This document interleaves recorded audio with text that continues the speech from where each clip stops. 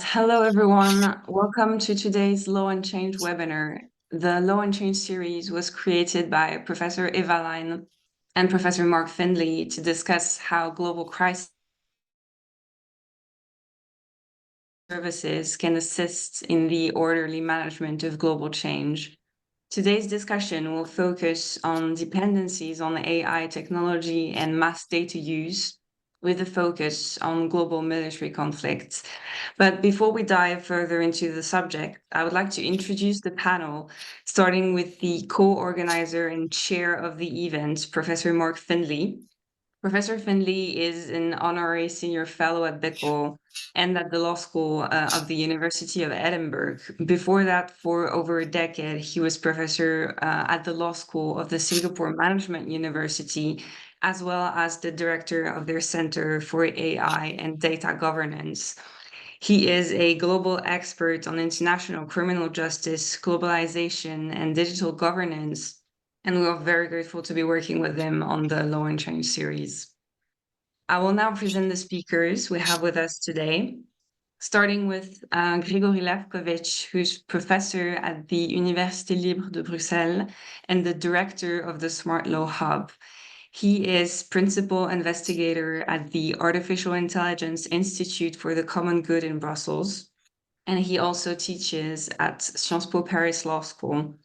He conducts several research projects with public and private partners and regularly advises governments and private companies on digital transformation. Also with us today, we have Dr. Giulia Gentile, who's lecturer at Essex Law School. Her research focuses on the promotion of human rights in the digital society and EU constitutional law. She is particularly interested in the use of AI in the legal profession and in justice systems. She has led several research projects, including for the European Commission and UKRI, on the rule of law, public values, and digitalization. With us today also we have Michel Canarsa, who's professor of private law and dean of the Faculty of Law at Lyon Catholic University. He has many areas of expertise, and his recent works have been focusing on the interaction between law and technology. And that includes 3 Cambridge handbooks on artificial intelligence, on lawyering in the digital age, and on smart contracts, blockchain technology, and digital platforms. And finally, with us today, we have Dr. Mikolai Firle, who's assistant professor at the AI Institute at the University of Surrey, where he leads research in the field of human-AI interaction. Before that, at Oxford, he helped to establish the Center for Technology and Global Affairs. The goal of his current research is to provide a deeper understanding about the role of human factors in the increasingly algorithmic decision-making across various sectors. So we are very happy to have this amazing panel of experts today with us to discuss the challenging topic of AI dependencies.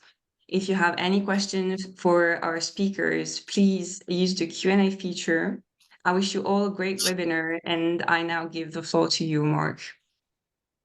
Thanks, Constance. Good morning. I'm speaking to you from Sydney, Australia, where the day is almost over and evening is settling in. Time and space have collapsed, and to some extent, we're sharing in a digital dependency.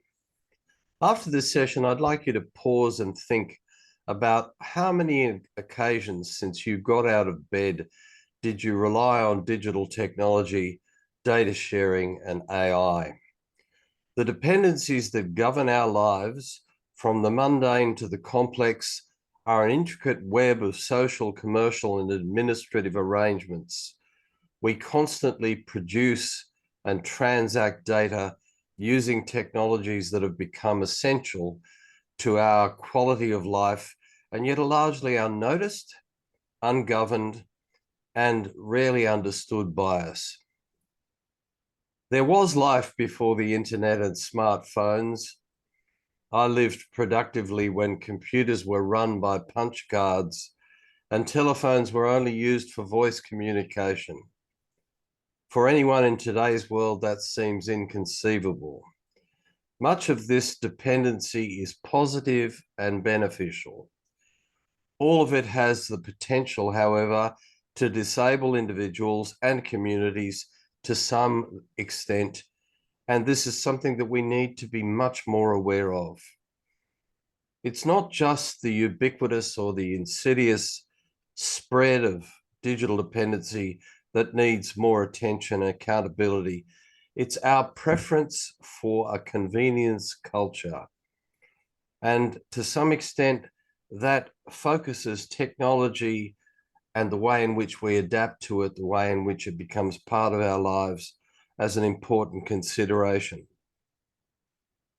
With the benefit of my friends on the panel and your observations, and make sure you give us some questions to deal with from the audience, we want to explore digital dependency, how it shapes contemporary culture, and then focus on technologized, digitized warfare as a case study. This is not a webinar on digitized warfare alone. It's a combined consideration of dependency, shifts in culture, and also the way in which this has impacted on the process of global conflict. Tragically, the world is riven by armed conflict. The nature of war and those who suffer from it has transformed in horrifying ways. How ready are those who create and manage conventional governance modes to address these new ecosystems of violence in terms of rights, responsibilities, and the expectation of civilians to live a safe human existence? Just pause there for a second. I was listening to the news today, and a Ukrainian ambassador came onto the news thanking a donor country for a particular amount of money that had been given to the Ukrainian cause, and focused primarily on buying drones. It wasn't a discussion about any other form of military resourcing. It was all about the technology. And he finished his statement by saying, without drones, we can't fight this war. So it was just, for me, a sort of wake up to the importance of a digitized approach to warfare. The final question, I suppose, is, are machines the problem, or has human agency lost its moral compass? And because of that, those who are in power see the possibilities of digitized battlefields enhanced through AI as being something which enables the motivation for conflict. So we're going to go through these themes. As you listen to what the speakers contribute, feel free, obviously, to send me something in the chat, and I'll try and get to all of it as best I can.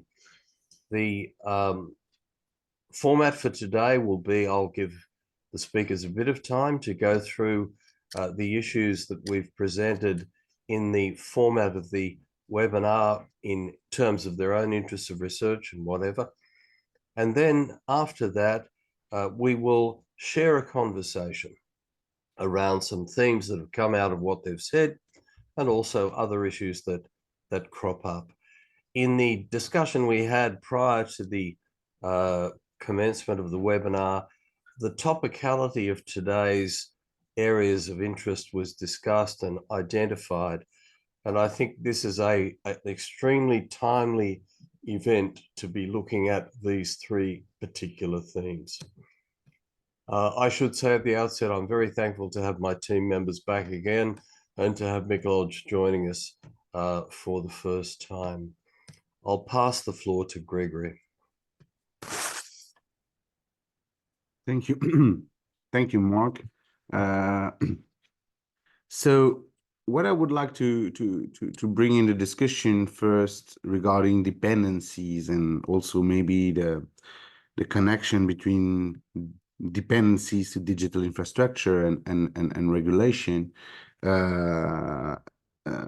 is some just cases that are quite recent and that show the issue of dependencies, and both cases involve Microsoft.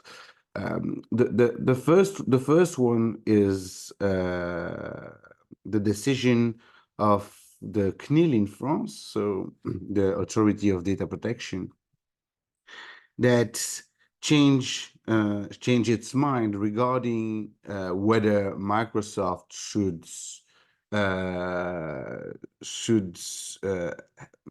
manage health data of French citizen. Originally, the idea of the CNIL was that it was not compliant with the GDPR because of the U.S. Cloud Act, and there was no enough security for the health data, especially regarding potential involvement of foreign countries. But finally, the CNIL and the Supreme Court validate this decision. Finally, the CNIL decided, finally, even if it was not completely compliant with the GDPR, Microsoft should be allowed to host the health data of French citizen, because basically we don't have any company in Europe that would be able to provide a cloud that would have the enough cybersecurity to fit the purpose. So the second decision I would like to bring is the decision of the European Data Protection Supervisor regarding the use of Microsoft 365 by the Commission and European institutions. And the European Data Protection Supervisor say that, in fact, by using Microsoft 365, European institutions and the Commission in this case has made a mistake because they were not providing a system that would respect privacy. And so the idea is that the European Commission has until the end of 2024 to find another solution. Everybody knows what will happen because there is no huge company in Europe that provides services like Microsoft 365. So the solution would probably go through some amendment to the contracts between Microsoft and the Commission, but of course we will see about that. These two cases are, I think, quite interesting because they are, I mean, it's not about war, but it shows that we are getting more and more dependent to digital technology and some pieces of digital infrastructure, and that in this case, even when we have some kind of regulation, we are not able to enforce them because we are lacking in Europe technical capability. So that means that you have somehow a tension between the rules that are implemented in digital technologies and the rules that the society as a whole has decided to enforce. And what we can see, and it will be the end for this my first ideas about dependencies. What we can see is that because of this situation, I mean, at least that's my interpretation, we have a general evolution that Balkin has described quite well regarding free speech, but it's not about free speech only, is that we have a lot of regulations that are moving from regulations of behaviors, regulation of institutions, towards regulation of the digital infrastructure. He has done a very good point there regarding the question of free speech in the US, especially on social media, but this applies to a lot of other situations. Regulators understand better and better that they can push whatever law they want outside if these rules are not implemented for the better and the worst in the technology, in the digital technology. Then there is no way we will have any kind of compliance. And this is this kind of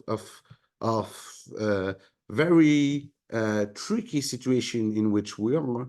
At the same time, we are dependent on technologies. Digital technologies are not only things, they are also a set of rules.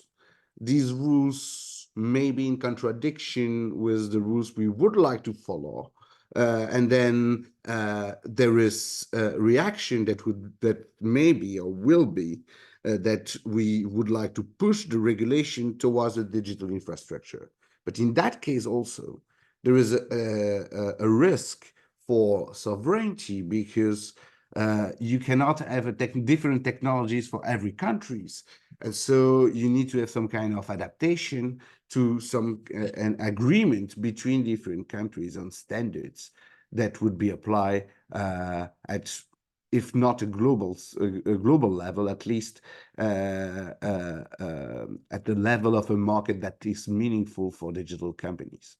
So, and I think this is, I mean, and the problem, I mean, we will discuss that further when we discuss about warfare, but I think that this general situation affects most of our interaction as soon as we have digital technologies that comes in play, because with digital technologies, when we imagine we are two, we are always three.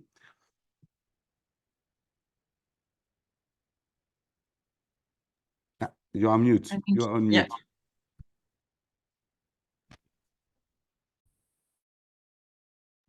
Let's just say it's a long way away from Australia, and so I was talking, but the words weren't getting to you. Gregory's thrown up three, as I expected, three very broad and provocative issues for us to consider. One is the whole idea of digital infrastructure and the incapacity to formally regulate against what people actually want, what they're looking for.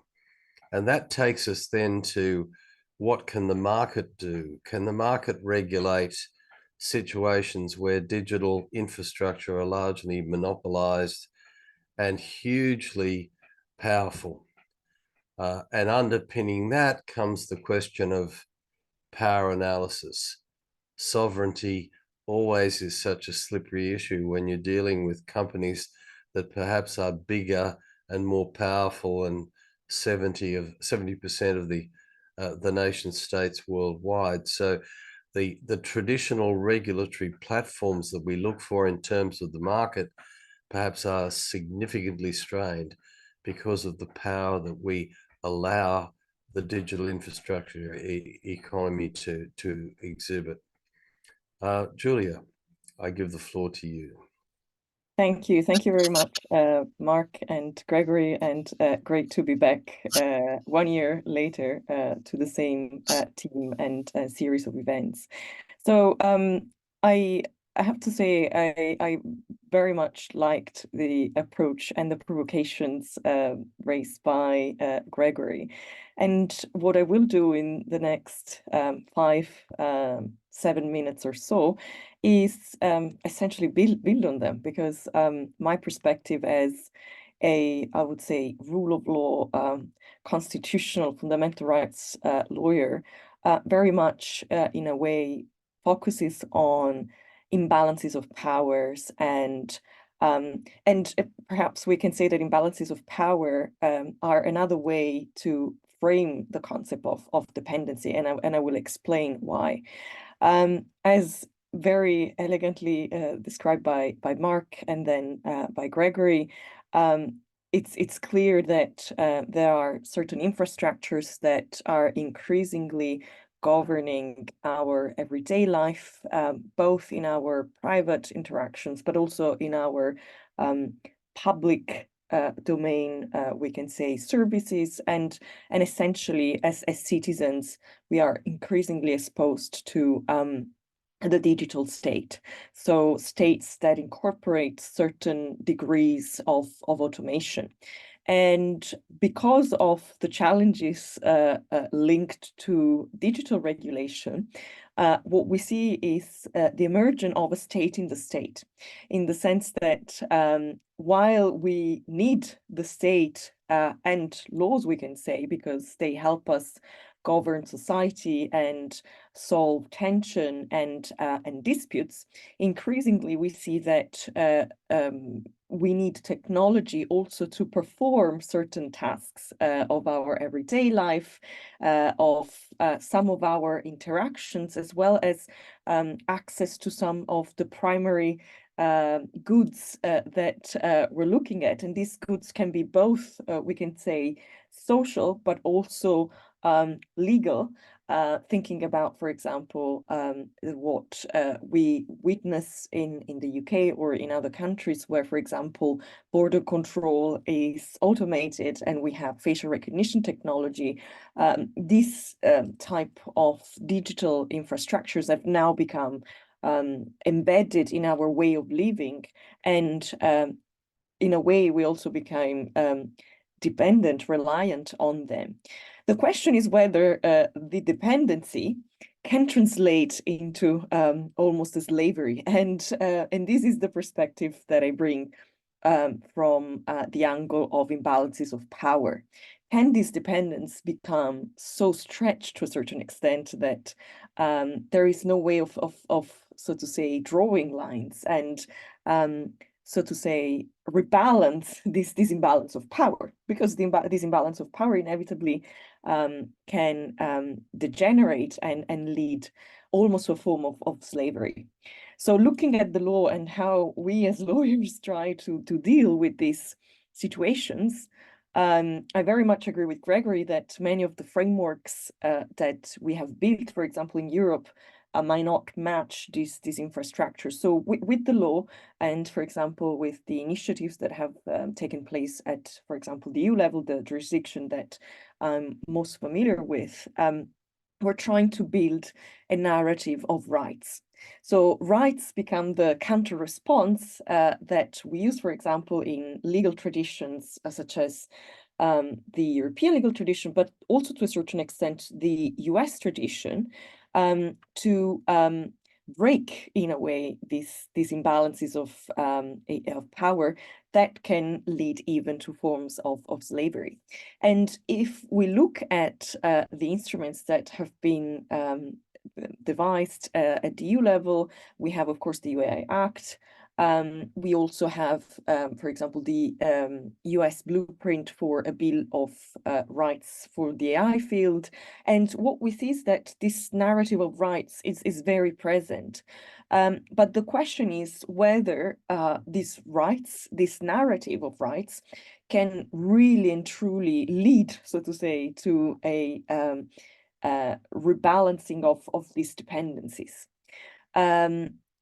And this is because of what Marcus very wisely said. Many of these imbalances are unnoticed, ungoverned, and misunderstood.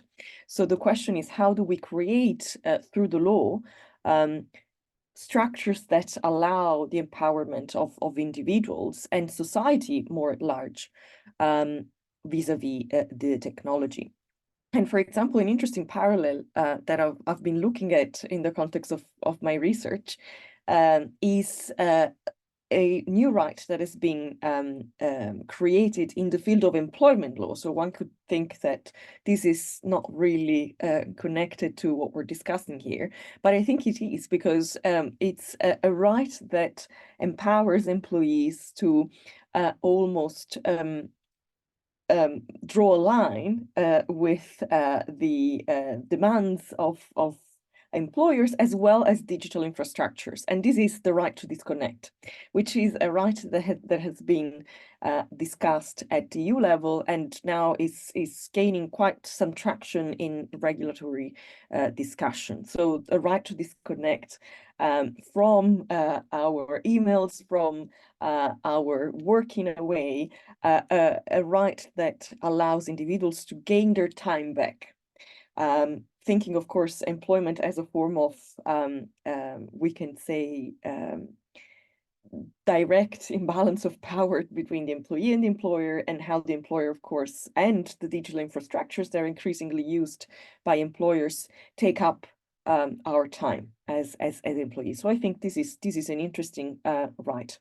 And could we have anything similar in the field of AI? Now, having discussed dependencies and cultural, I would say, dependencies on AI, I think that just briefly bringing into the scene the case of warfare, I think there are many interesting questions that emerge in this context. And of course, some of them are quite, I would say, common to the field of AI regulation. So do we really have efficient AI that could be used in this context, in the sense that looking at the evidence that we gather from different projects, such as the Project Maven that was started in 2017 in the US, that focuses on embedding AI solutions in warfare, we see that in reality, AI does not do a better job than humans. And this is in fact proved by some statistics. We see that some of the tools that were developed in the context of this project get close to 60% of accuracy, but on a snowy day, the accuracy drops to 30%.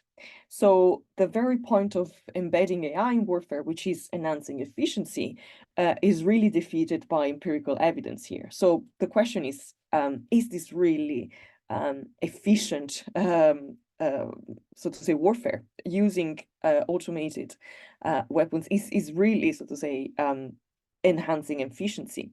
And then there's, I think, a bigger moral question that we can explore probably through the discussion, which is, do we morally accept efficient killing? Do we think that enhancing efficiency in killing and destroying not only human lives, but also cultural and societal infrastructures through automated warfare, is this something that, as a society, we believe that should be morally accepted for the purposes of warfare?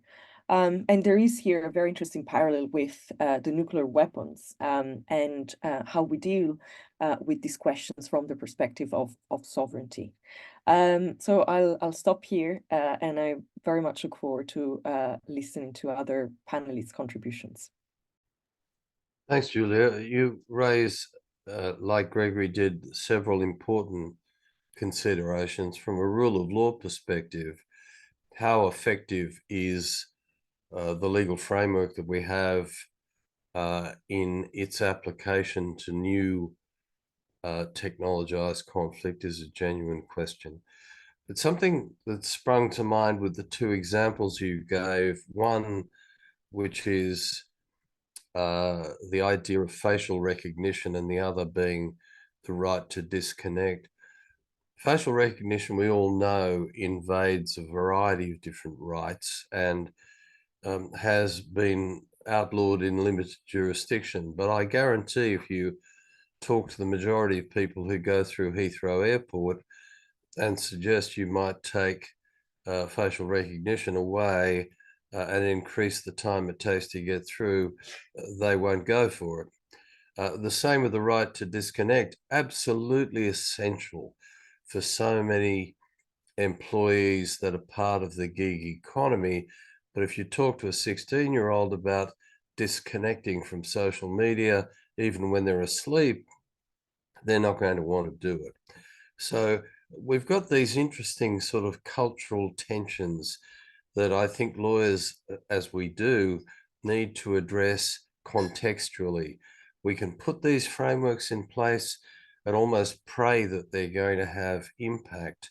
But the question then is, who's going to value them and who's going to use them in the way that they were originally intended? So very, very important. I'll pass over to Michelle. Thank you. Hello, everyone. Thank you, Mark. And it's a pleasure to be with you again and to discuss topics which we addressed earlier, but from a different angle as well. So following Gregory's and Julia's presentation, I wanted to raise some additional aspects that are, of course, connected. To me, well, the AI in warfare case study is interesting because it's I think it's quite it allows us to transpose in a specific area things that we can identify in other areas of life, of societies, and of culture. It's in part the fact that data, so information, images, and other kind of data is more and more collected in daily life. So it's the case with social networks, but also with public services, with the military as well. And so it happens almost everywhere, in every place and at any time. And it's the phenomenon is increasing, of course. And this is something that is not limited to, let's say, wars between states in the traditional sense, but it's widespread in every area of modern life. And of course, it has an impact on what happens also in the battlefield. This is something I will come back in a few minutes. So with all this information, of course, there is a processing capacity that increases. It's based on algorithm, traditional algorithm, but it's more and more based, as we know, on AI capacities, very powerful tools. And this changes a lot, I think, how the reality is perceived and also how the reality is framed. I think that the capacity to process the information is crucial in economic activities, but also in more traditional public activities, state activities, and it includes, of course, the confrontation between state actors. And one of the consequences, I think, of this phenomenon is that there is a kind of constant hybridation of events and of activities. What traditionally was the monopoly of specific actors, so the state for some state activities, the companies for specific commercial activities, and the states again for in terms of war confrontation, is not anymore limited to these traditional actors. My impression is that in an economy and in societies in the world governed more and more by digital data and by its processing, the frontiers between traditional activities and traditional actors is blurred. In different words, it means that wars are not anymore the monopoly of state actors, and it can involve more and more civilians to a large extent, civilians as actors, as, if not belligerent, but as contributors to conflicts. But of course, civilians as victims also of conflicts. And if we approach, if we take a cost-benefit approach towards this phenomenon, I think that, of course, there are costs, but there can be benefits as well. The costs, I think, is that it lowers the threshold of confrontation. There was a time when, you know, just soldiers with uniforms would fight, and this is not anymore the case. So you can involve a much larger group of protagonists. So this is a cost, I think, because it doesn't fit completely. It doesn't fit properly in the traditional categories, traditional legal categories and international law categories, especially the conventions applicable to conflicts. It's as a cost as well, and this is something I mentioned. I think that the belligerents have more capacity to target civilians due to the dependencies which we're talking about, due to the digital infrastructures which were mentioned, and the capacity to disrupt civil life is more important due to these digital dependencies and data dependencies. So this is a cost as well. And as a further cost or a further inconvenience, I think that the capacity to target civilians and civilian infrastructures is empowered due to the well, data processing and data infrastructures and digital infrastructures, generally speaking. So all this means that, as it happened with in the first years of digital technologies, there is a kind of gray or many gray zones in which we don't know exactly whether, you know, our current understanding, legal frameworks, and also judgments can apply properly. There could be benefits to this situation. I think that among the benefits, there is the capacity to rely on data and data infrastructures to protect more people, and especially civilians in conflicts, in wars. The traditional NGOs or agencies that take care of civilians, you know, in armed conflicts could and do actually rely on data and its processing in order to be more efficient or to perform more effectively their tasks.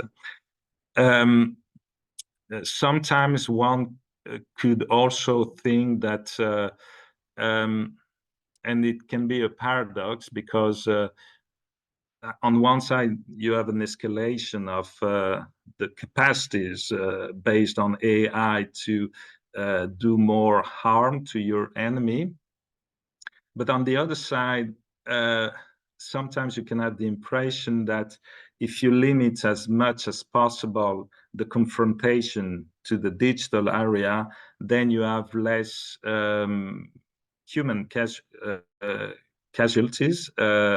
And actually, this is to a certain extent what is happening in the past years, because you actually have quite hard confrontations between, you know, different states on the planet, and but this is a new kind of confrontation, and it tends to remain, you know, at, if not a virtual level, but at a level in which you at least you don't kill human beings. Actually, I think this is what, to take a few examples, this is what is happening to a large extent in the war between Russia and Ukraine, as it was mentioned earlier. I think this is how Israel, you know, fought against Iran in the past months or years, targeting some digital infrastructures connected to the nuclear program. And of course, this is what the USA is doing, against different actors around or belligerents or enemies around the world. So gives me the impression that switching the confrontation to this kind of environment, at least for some time, tends to to produce less hard effects, as in traditional armed conflicts, and so maybe one could think that one day, the confrontations, the armed confrontations, will be limited to this digital space or to the space. So I don't know if it's a benefit, and of course it's something, if not utopic, but at least you have several conflicts going on at the moment that are kept, at a lower level, thanks or because of the capacity to target, strategic interests, but remotely and virtually to a large extent. And the last point, considering the escalation and the race to more and more powerful AI tools, including as weapons, some assume that the current international humanitarian law can apply, and there is no need for a specific legal framework, which is the reasoning that we apply in many other legal fields. And on the other side, there are voices calling for, indeed, international treaties, or at least one international treaty, like a digital Geneva Convention. Actually, Microsoft is one of those, calling for a digital Geneva Convention in order to bring all this international legal framework up to date. So there are ongoing discussions, indeed, and I think they are quite similar to the discussions surrounding the AI Act, EU AI Act, or surrounding all these narrative around rights in the context of the digital economies and AI.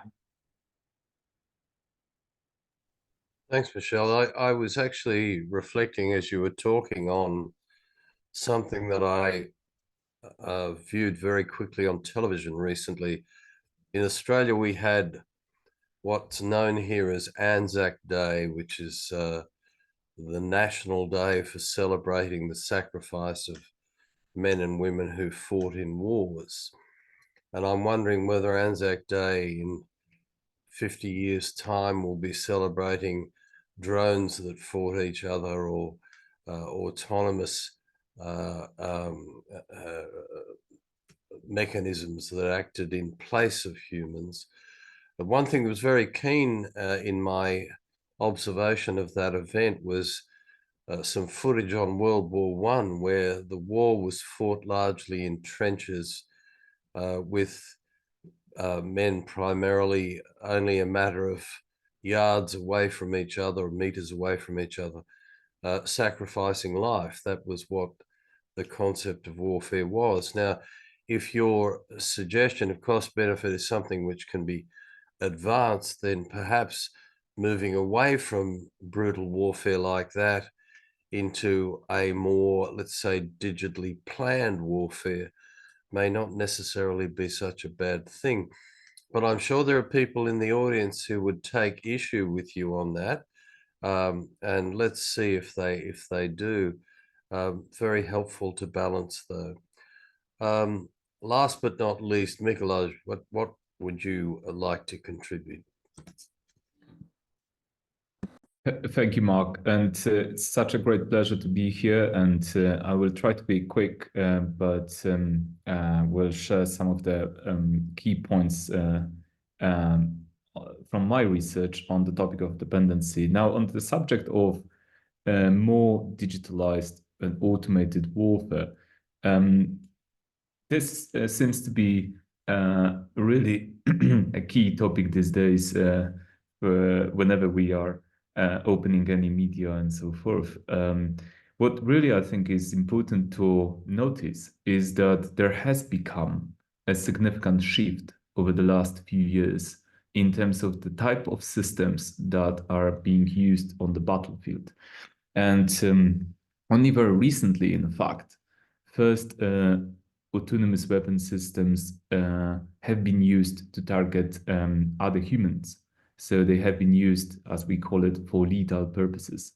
Now that brings should bring certain attention, and not only from academics but also from the wider public, and should reflect us on the potential moral, ethical, and legal implications.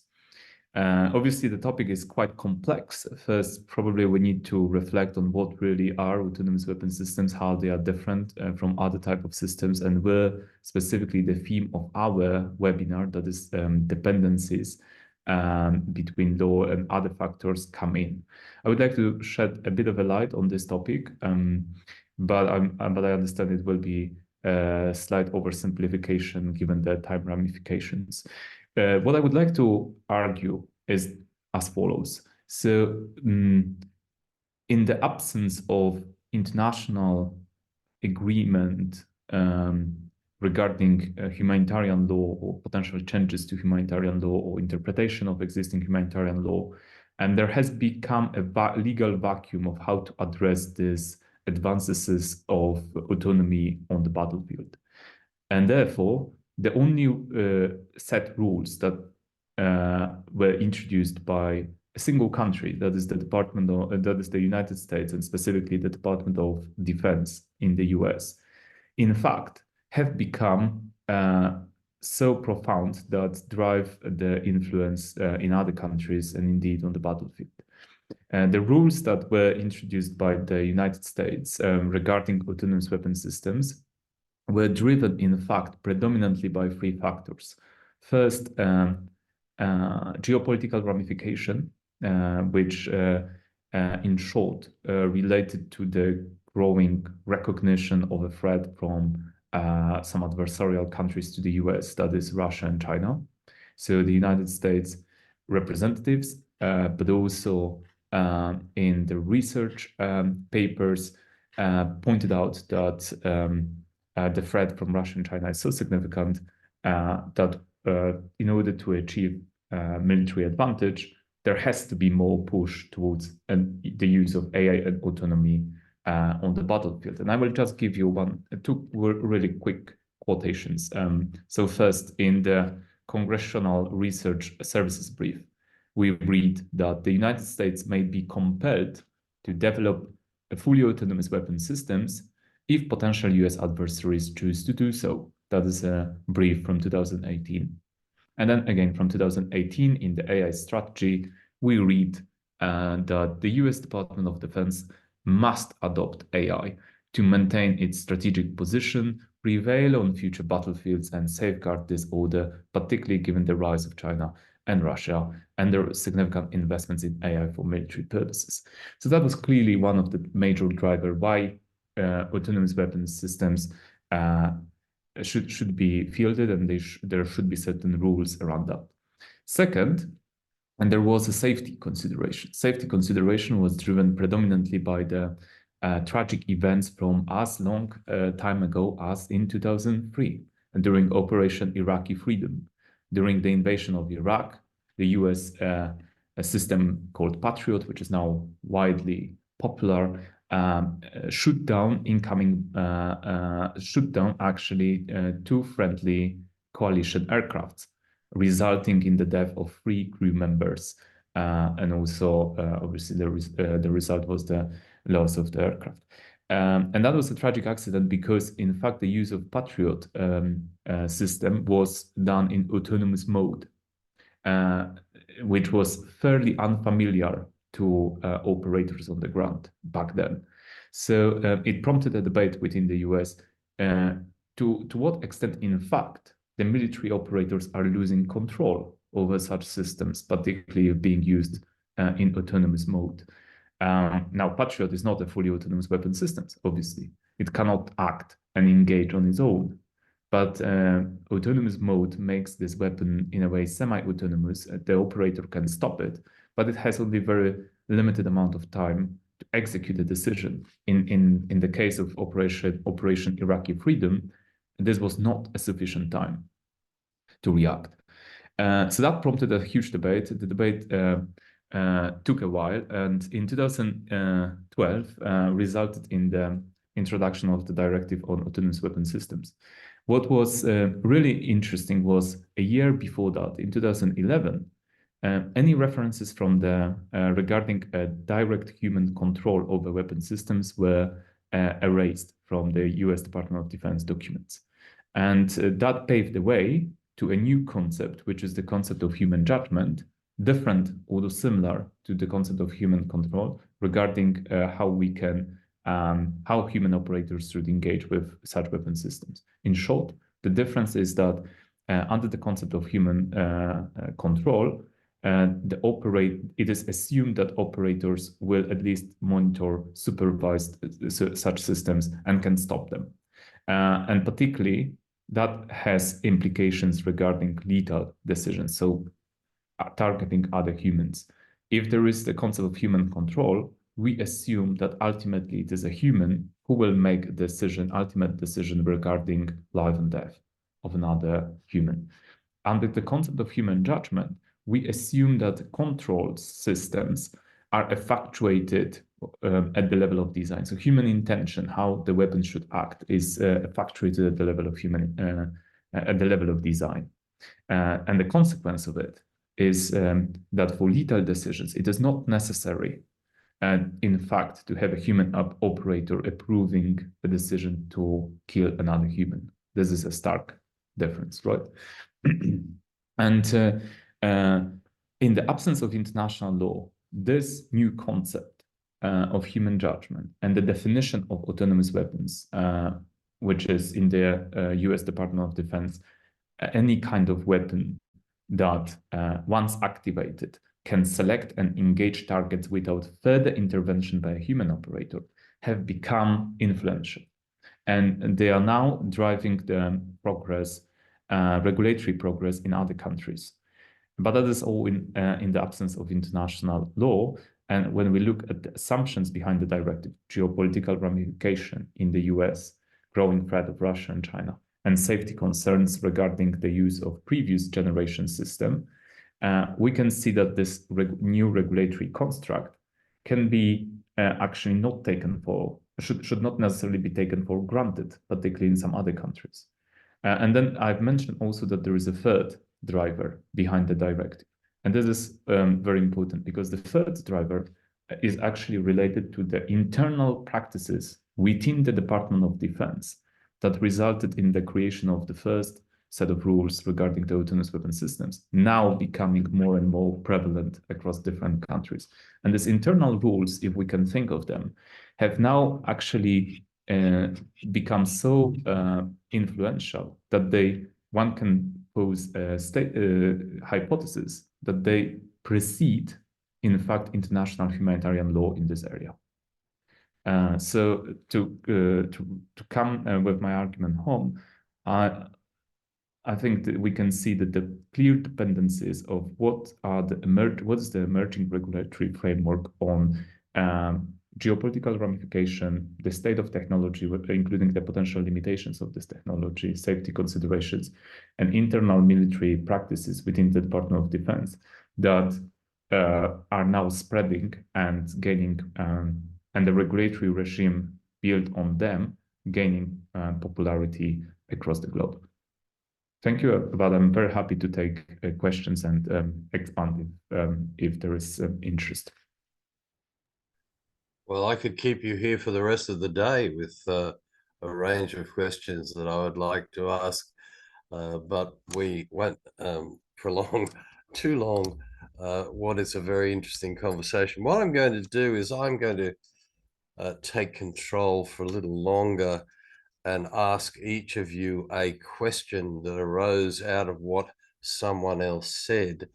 And then I'm going to turn to each of you and say, what did someone else say that you would like to respond to? So that gives you perhaps a little bit of thinking time while I have a chance to explore some things I think you're interested in. Now,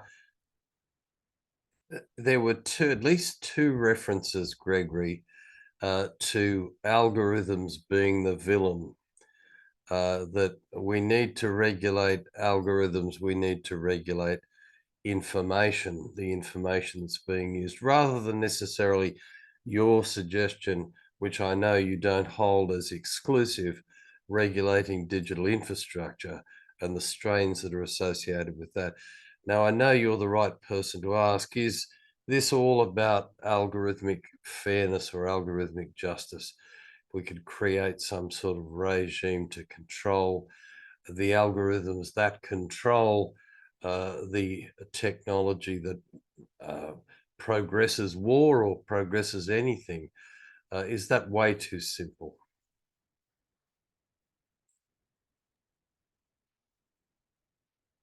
You're on mute, Gregory.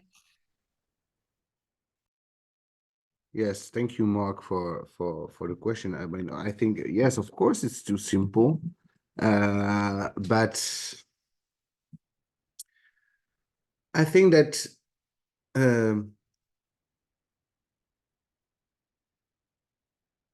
I do not. The point is that I do not see really other way to go forward, especially regarding lawfare, because I'm not expecting that we will reach really soon an international treaty that will ban the use of AI, even ban autonomous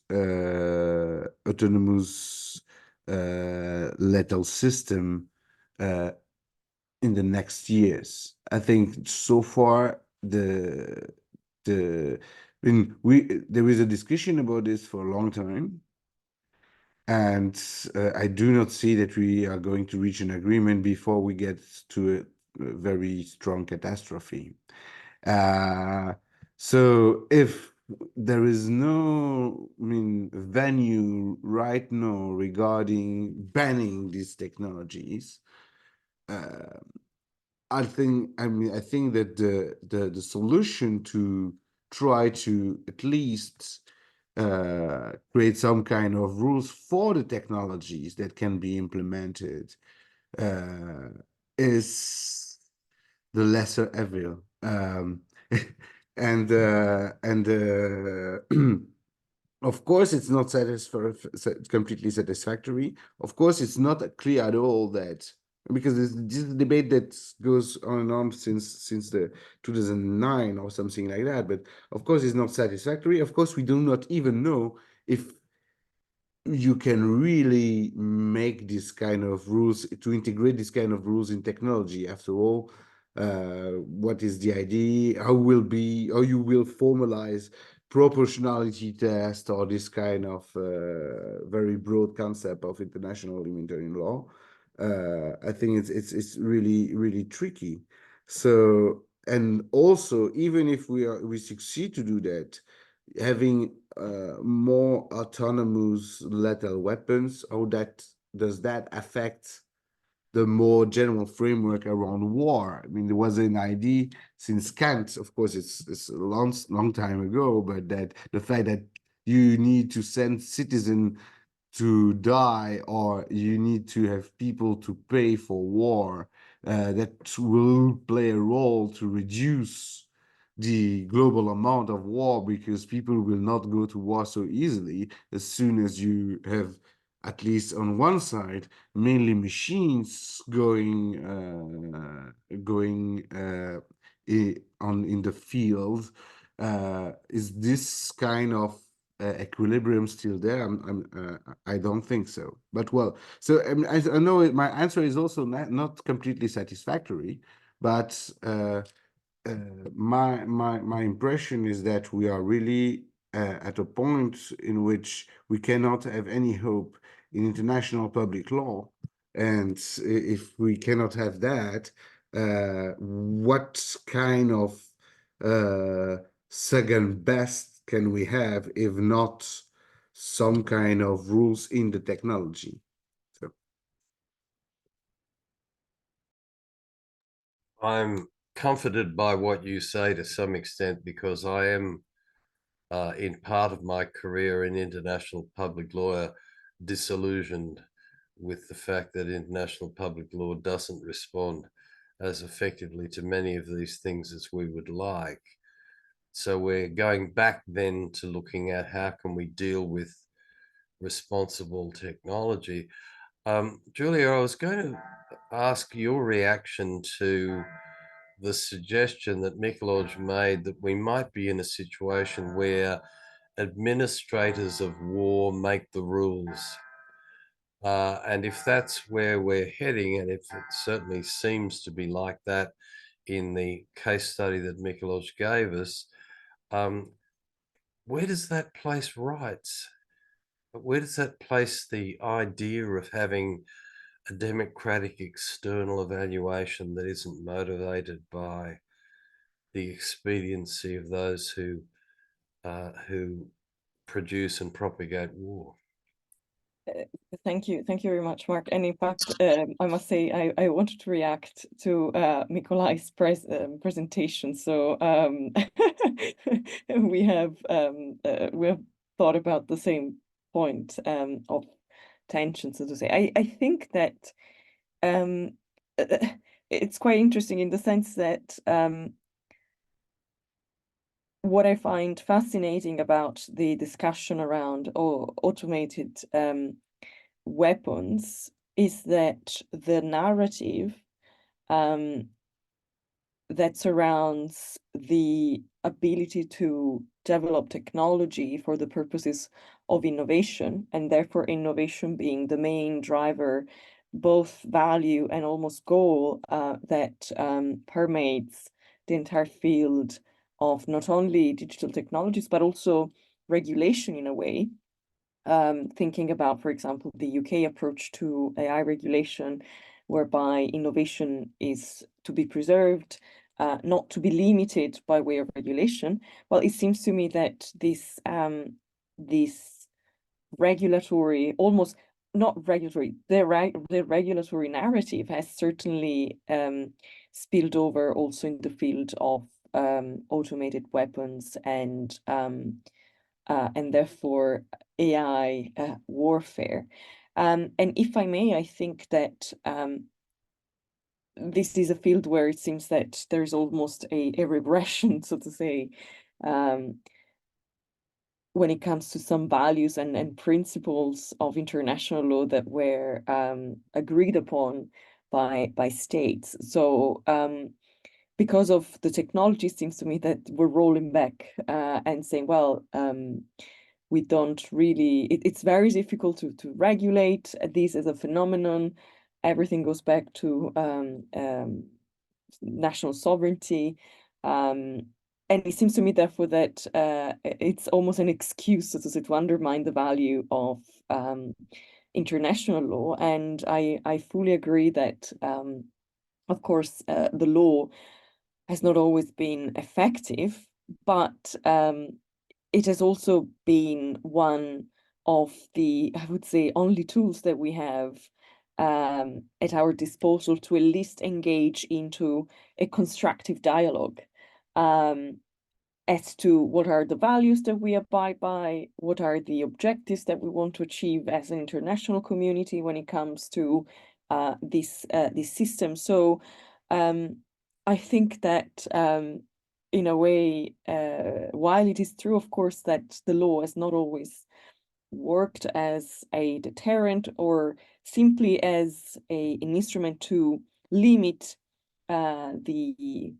abusive, we can say, uses of power, at the same time, law still remains the counter argument to war, right? In the sense that law can be a way to discuss also how we go about these problems, and also try to identify common solutions. So the law is a mediation tool that we can use precisely to perhaps even reduce warfare in general, and in particular also the use of AI-driven automated weapons. It's interesting what you say, Julia, because I have a friend who is a lawyer, and he argues, he's a historian as well, he argues that law actually, when you're looking at war, simply cleans up the mess after it's happened. And maybe to some extent that's true. I know Mikolaj would respond to some of the things you said, and I don't want us to get into an offline discussion between Julia and Mikolaj over this, but I'm sure we can have further discussions about these points. I want to take something else back to you though, Michelle, and that is that I know you've mentioned in a comment you made to me the importance of this concept of human judgment. And I'm wondering whether the separation between human control and human judgment is really just splitting words. Because if we're talking about human judgment rather than human control, is that an effort to try and avoid blame, do you think? Or how do you see those two concepts being important when we're looking at regulatory considerations?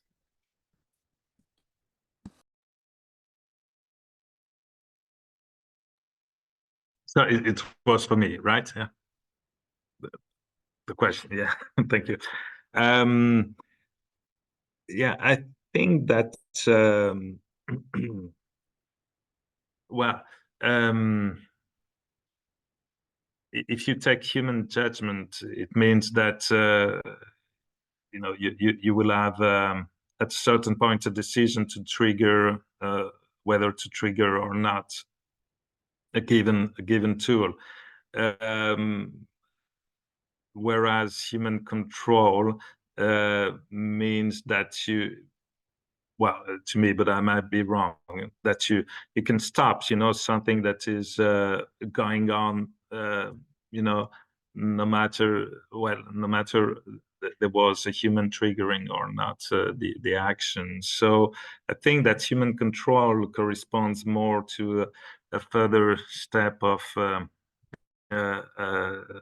autonomy in the tool, whereas human judgment, I think, corresponds to, and it makes more sense actually. It corresponds to tools and possibly weapons that you know, have to be triggered. Then they, you know, they rely on several technologies in order to be effective or efficient, but still. So yeah, I think human control would, I don't remember whether it was in this sense or not, but human control would, to me, correspond to a stage where, you know, humans are less to blame compared to the concept of human judgment, of course. And my understanding is that even within the area of human judgment, the time left to soldiers in order to make this judgment is apparently very limited. So so it's again, I think you have an effect of the technologies where the decision making is more and more conditioned by the pace, the speed, and of AI and other digital technologies. So yeah, I think that we are probably moving more and more towards the area of human control instead of human judgment, which is not necessarily something good. Yeah. I raised this because I was reflecting on a comment that was made in response to the recent unfortunate killing of aid workers in Gaza, where the Israeli military started off by saying, well, you know, we're in control of the technology. We're very careful about what the technology is directed towards. We were able to see whether there was a military convoy or not a military convoy. And then when they were looking for an excuse, they said it was a lapse in judgment. And I was just wondering whether, I suppose it's a bigger question. It becomes then not just a legal question, but a moral question, I suppose, about where does the law step in as a regulatory agent when we're looking at something that could be considered directly back to the controller, or simply something we can identify one person and say, well, they made a mistake in judgment. It's something I think we could think about more generally. Mikloj, I was going to go back to something you said, which I found very, very interesting, and that was the idea in one of your three motivations, three triggers for the developments that you've studied, was about dominance, the idea of geopolitical risk and then dominance. And I'm wondering, in fact, whether we're talking about AI dominance as well as talking about military dominance, because the Americans can sit back there and say, well, we've got all these threats coming at us, therefore we should be developing AI warfare technology, but they can do that because they're dominant in tech. I wonder what you think about that interpretation. Many thanks, Mark. Such a great question. I think it is potential competition to develop ever greater AI models, which in fact turns into a situation of a security dilemma, if we can apply this traditional concept, where traditional security dilemma has been applied in the context of nuclear states, where one of the state is increasing nuclear capacity, then another state is responding to counter the perceived threat by also increasing nuclear capacity.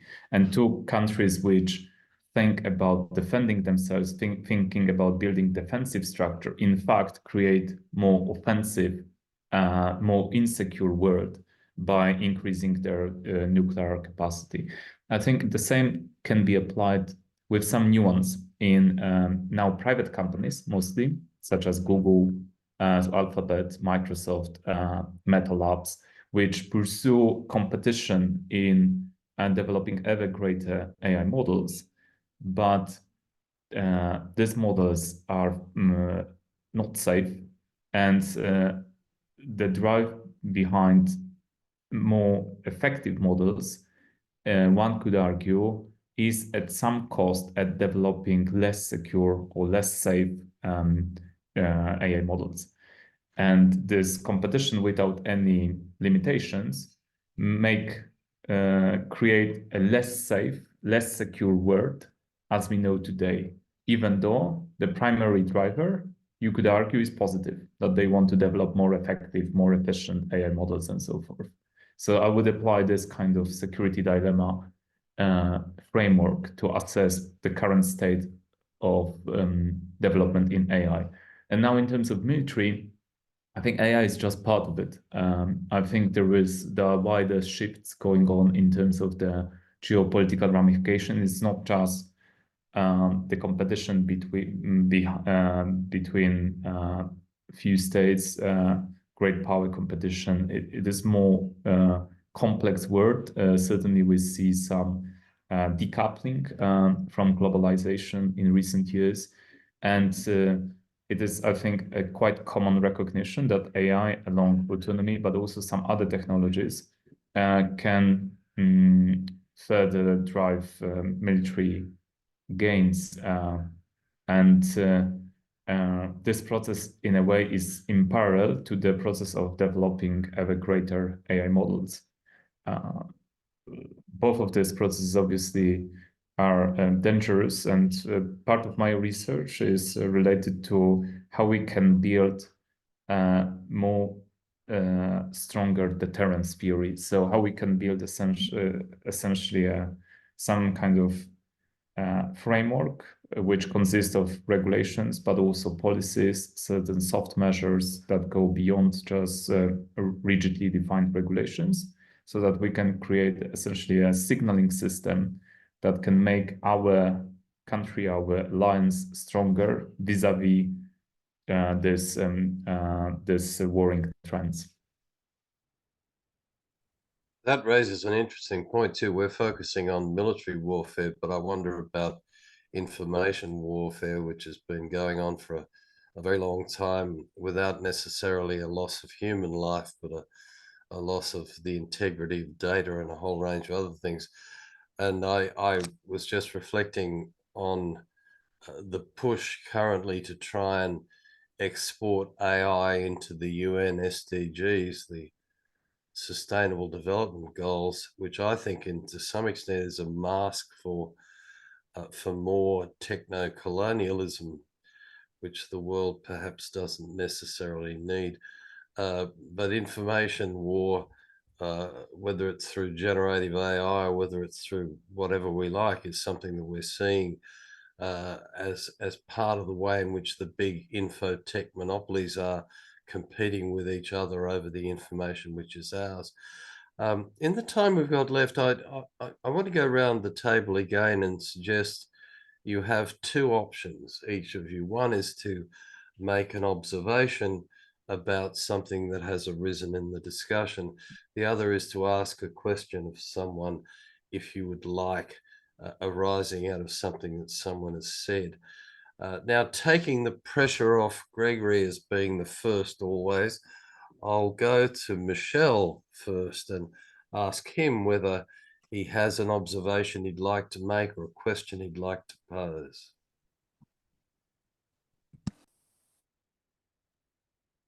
You're on mute, Michel. Sorry, maybe a question to the other members of the panel. What do they see a difference in nature regarding all the issues which were mentioned, whether they are applied in, let's say, the general economic life, the life of societies on one side, or in armed conflicts on the other side?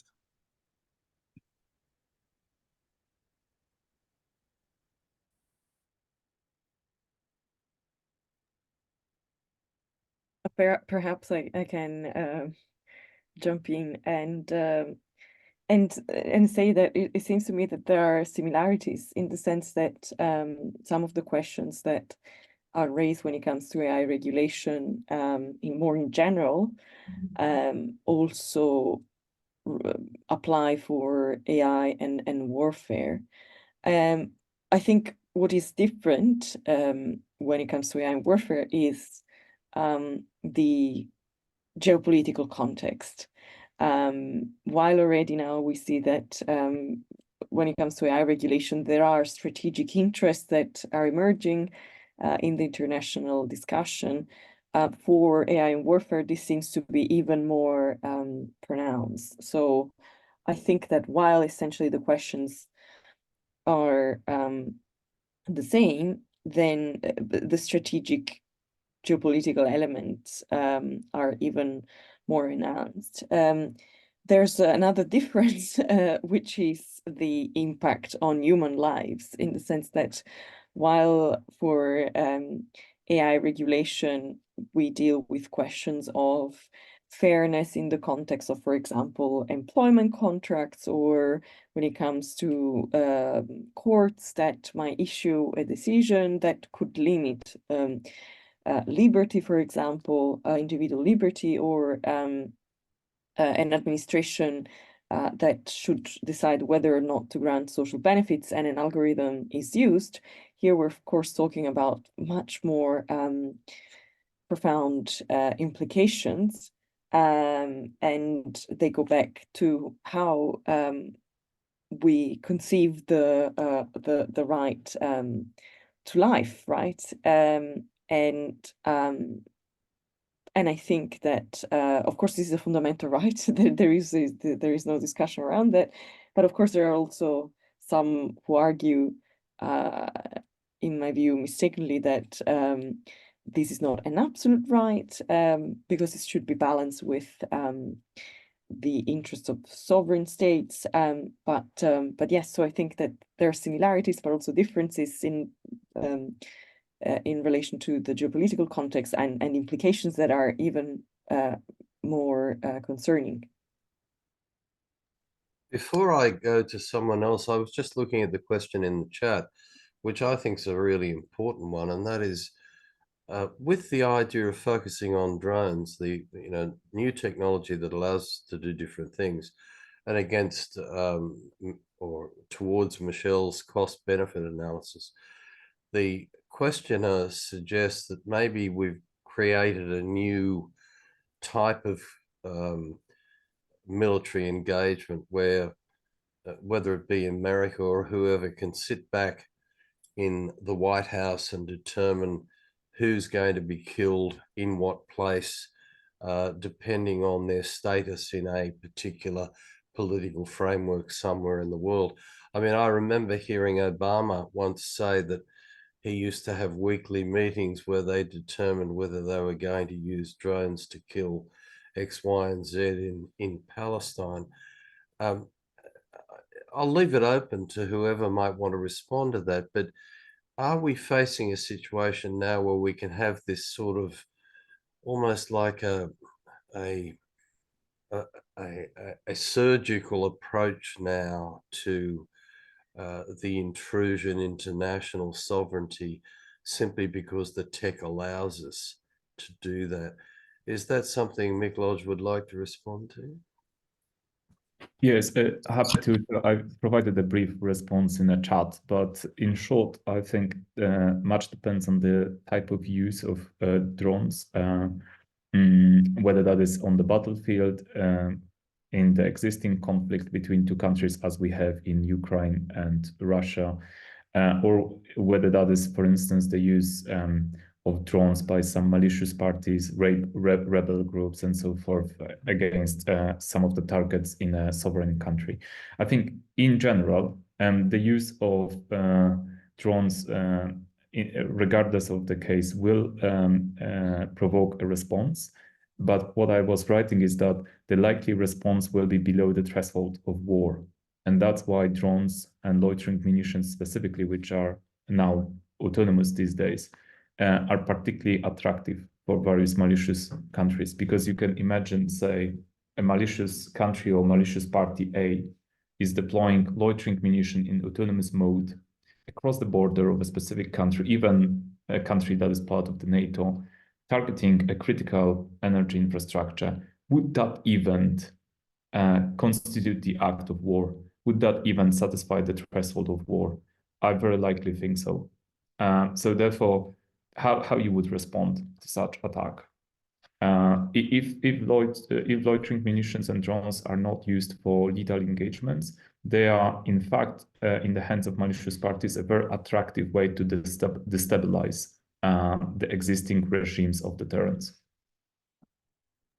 I was just thinking as you were making that that parallel, that the assassination of individuals has often triggered wars, whether it's with a drone or not. I mean, World War I was triggered by the assassination of an individual. And I wonder whether we're, now that because we can be much more surgical about the assassinations that we choose to do, it firstly challenges national sovereignty, there's no doubt about that, but it also challenges the notion of the impact of human rights against that idea of expediency that we were talking about before. I'll go to you now, Gregory.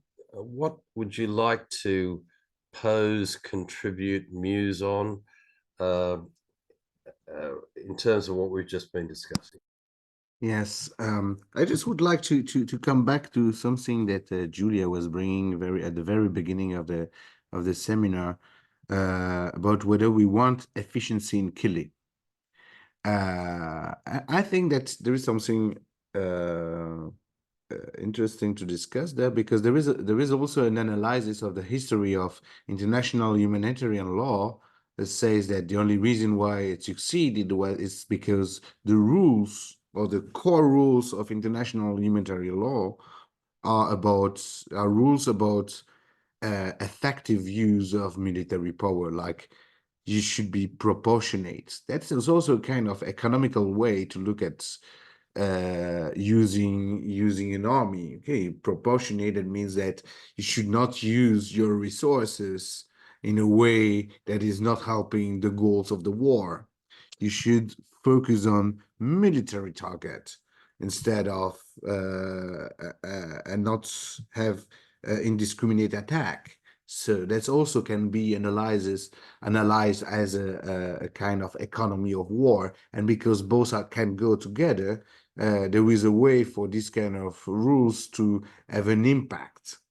So I think that it makes sense to say, of course, when we say efficiency in killing is something that can look bad, but at the same time, I think that it's only if we provide some kind of solution to the actual puzzle that is at the same time respecting the legal framework, because I don't think we need to change any kind of basic principles of international humanitarian law. The question is how to apply that in a battlefield that may change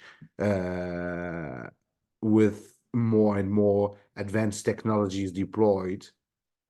It's only if we find a way to combine this framework with the new kind of weapons that will be deployed that there is a way, that we can find a way out. So that's why I think the efficiency in killing is an aspect that should not be ignored in the way we would like to regulate at even a technical level this kind of autonomous weapons or AI-driven weapons, whatever how autonomous they are in the detail.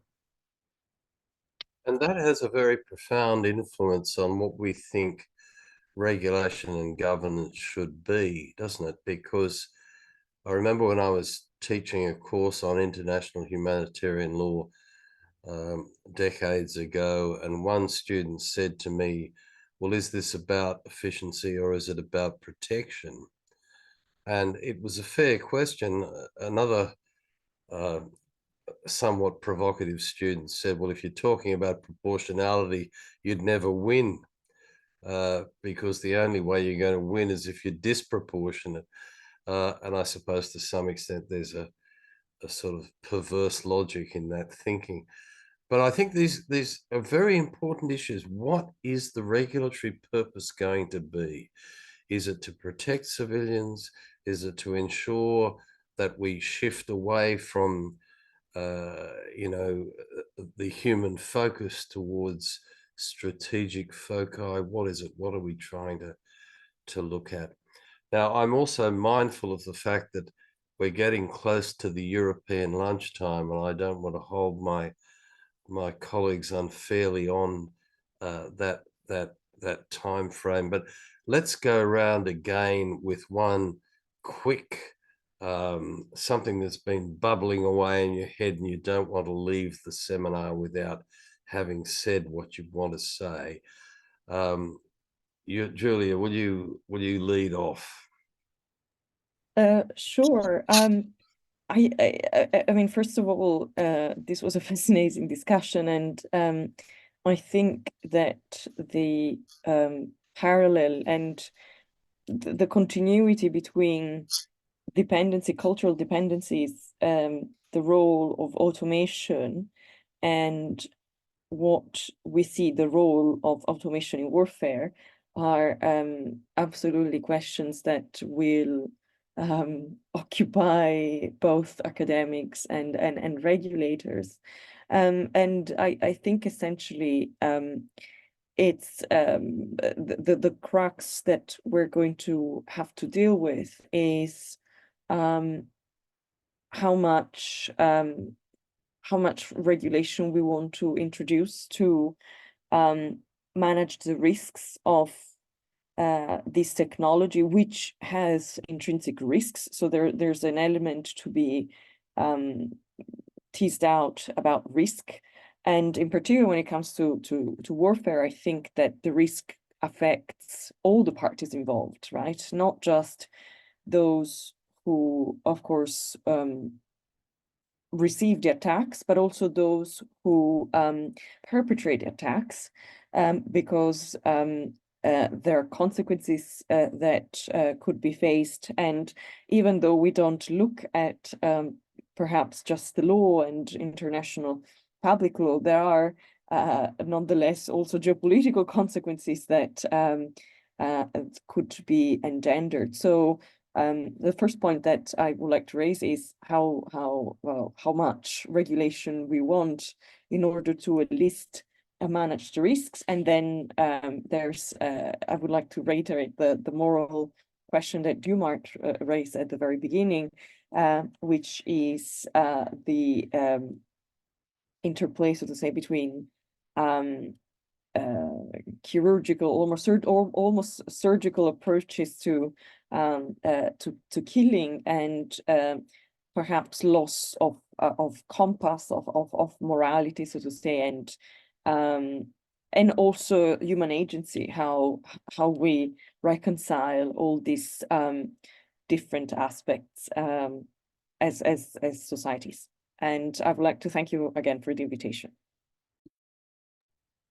Michelle. Thank you, Mark, again, and thank you for the invitation. Indeed, I think what I mentioned during the presentation, that my impression is that the categories and the borders between categories are blurred. So now with new technologies and AI, and this is what we see among others in Ukraine, civilians can take part actually in military operations, or thanks to the technologies, disrupt the electricity system, disrupt the hospital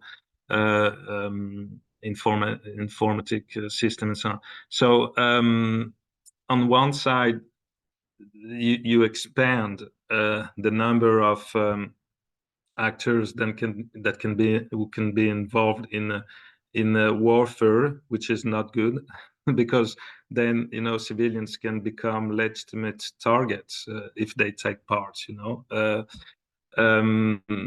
So that would be one key concept to me, is that you don't have any more soldiers on one side and civilians on the other side, not completely at least, because again, thanks to or because of the dependencies on the digital infrastructures and so on, civilians can be more targeted, and they can take more parts in conflicts. So I think that should be one focus. And what you said about the move towards strategic targets, I think is interesting, because maybe this can be an evolution, of confrontation between states or between organizations around the world, focusing more on strategic targets,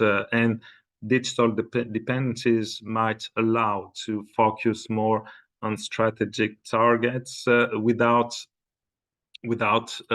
necessarily trying to kill the most important number of people, but targeting what will indeed put your enemy in a very, very bad situation.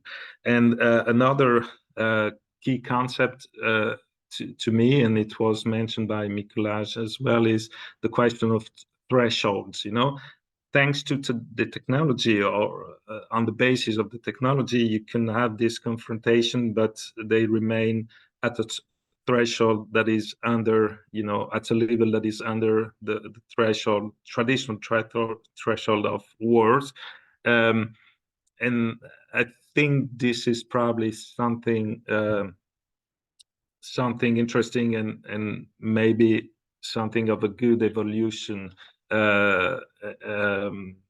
because otherwise, the only tool or the only way states traditionally had, is targeted as killings, of course, but also, traditional military confrontation. And just a last word, while preparing the webinar, I read something, about what happened with the previous tools of humanitarian law. And of course, the ban of chemical weapons, happened after the First World War mainly, but there was nothing about regulating bombing, by airplanes, and then, among other examples, you had Dresden, with 20,000 civilians killed, due to a massive bombing by the U.S. Army. But that was something that happened quite frequently in those years. And so my impression is that you don't see the same figures. It was a technology back in those years. Now we have new technologies, but and of course, one dead is too much. One dead person is too much, always too much. But my impression is that we are moving towards what you said as well, Mark. The surgical approach, and let's consider that it's it's still better than less surgical and more massive military operations. But thanks again. Miguelos. Yeah, I would like to also thank you for a really interesting discussion. Plenty of interesting points, but one maybe point of hope is where I see some movement in the context of the discussion about autonomous weapon systems and the use of AI and autonomy for military purposes, is that in the absence of this international consensus, there are certain tactical groups, typically mirroring some of the geopolitical alliances, which tend to establish initially informal collaboration, but then they recognize that certain shared norms and rules are necessary to guide the action. And now we can see it very clearly that the UK and Australia are moving forward with various regulatory proposals which are akin to US directive on autonomous weapon systems. So it looks like this AUKUS alliance will be having to some extent shared norms in this area sometime soon. And given the AUKUS status, it may be likely that there will be further norm-making work across the wider NATO alliance. So one of the potential intellectual conclusions from this is that we see bottom-up rule-making process started by the most influential country in the military, that is the US, and now affecting other countries which are part of the similar group on the international stage. Now, obviously, this is not ideal because the purpose of international law, as we know, is to bring all parties together. And I think the critical point of reflection is to what extent this ground-up approach to rulemaking is sufficient to meet the goals of this peaceful, stable international community in the absence of collectively agreed norms on specific types of phenomena, such as autonomous weapon systems. To me, the answer is skeptical, and I think the realistic approach therefore is to go beyond law and focus on some other confidence-building measures that it will include policy, communication to adversaries. So in short, everything that comes under the definition of deterrence, but goes beyond rulemaking process and strictly defined law. But that's my take. I'm curious what you may think of it too. That's an interesting take, and I could be shameless enough to say that I've written a book on something pretty close to what you've just raised, but I won't put in an ad for that. We could go back to Gregory and give you the last word on dependency if you are interested to reflect a bit further on what you started off the conversation with, because we have been talking a lot about war, but I think the question of dependency goes much broader than our case study. Does it worry you? Does dependency worry you, or are you comfortable with how we are managing the dependency paradox? Okay. Thank you very much for inviting me, and thank you for my fellow colleagues for very interesting inputs in the debate. Before going into your question, Mark, I would like just perhaps, because I think it's important to mention that as a matter of law, normally the use of force and the threat of force are prohibited. It's only as a secondary option that we have some rules that cover recourse to war, recourse to force, use of force. But I mean, the legal system in which we still are, as a matter of principle, the threat and the use of force is prohibited. I think it's important to remind that somehow, because sometimes because we have new technologies, we get into the idea that, okay, so then it's more like a technological, we need to find some technological fix, or it's better to do surgical attack or this kind of stuff. I think it's important to mention. Regarding the dependency in more general terms, I think we are dependent from technology since thousands of years. And I mean, the last years looks a little bit like a revelation that we are more and more dependent on our digital technologies.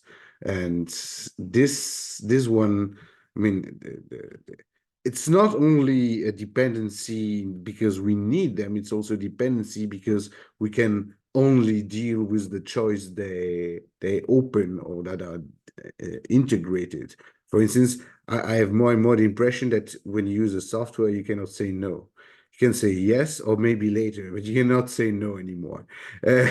And this is a little bit creepy, of course, because I really believe in the importance of saying no. And being able to say no for today and for tomorrow, that even if the machine imagine that I will change my mind because I get some goodies, for instance. But I'm not afraid as such of dependency, but I think it changed. I mean, that's repeating myself, but it changed the logic of what we what we used to call law, because the dependency on digital technologies means that we are regulated all the time by some rules. These rules are not legal rules. These rules are rules implemented in the digital infrastructure. And that creates a problem because the law as a secondary system that we use when we cannot find a solution in our community or society, so I mean, by discussing at our level of societal interconnection, is not designed to regulate digital technology originally, or not taking into account the fact that you have rules in these digital technologies that will prevent you to decide going this way or that way. So there, I think there is something frightening, because there is no limit to where you can put more digital technologies. And that is a difference between before, because before we had, I mean, analogical technologies, or kind of material technologies, and there was not this idea that hardware and software was different, and that we can change the software every day, well, even if you have the same hardware, and then you cannot see anything. So this is a huge challenge to know how to adapt, not the principles, because the principles, I think everybody is happy with the principles to a certain extent, but how to make these principles that we agreed on fits the technology, or to prevent the technology to push us in a different direction. And I think that's probably the question of the century in general. Well, you've left us with the question of the century. I'll round off, because I can, as the moderator, with two quick observations. My last long haul flight, I watched Napoleon and then Oppenheimer. Neither of them, for my taste, were great movies, but they certainly identified the horror of war, however you prosecute it, whether it's shooting people on an ice-covered river or blowing up half of Japan. The idea of losing a moral compass and not having any sort of agreed regulatory framework in place produces horrific outcomes. But I just wanted to finish with the cultures of convenience and dependency. I did a little bit of work recently on youth suicide, and one of the most frightening observations in the work that we did was that so many young people now are dissatisfied with their digital personality. And their digital personality, which they value more than their human existence, has created a world which means that the burdens of living are too great. And I think it's important that we sometimes reflect on how living in a culture of convenience, whether it's a social media bubble or whether it's in a particular form of digitized environment in which we live, produces some benefits, as Michelle has obviously put forward, but produces a lot of challenges for us in terms of the way in which we adjust to those cultures and the pressures that they produce around us. Great webinar. I enjoyed it very much. Thank you, Constance, for organizing this. I didn't put you on the spot and ask you for a question, but I'll do that next time. Thank you to my colleagues for giving up your precious time. I hope you go off and enjoy your lunch, and I'll go and enjoy what's left of my evening. And thank you for the audience for joining us.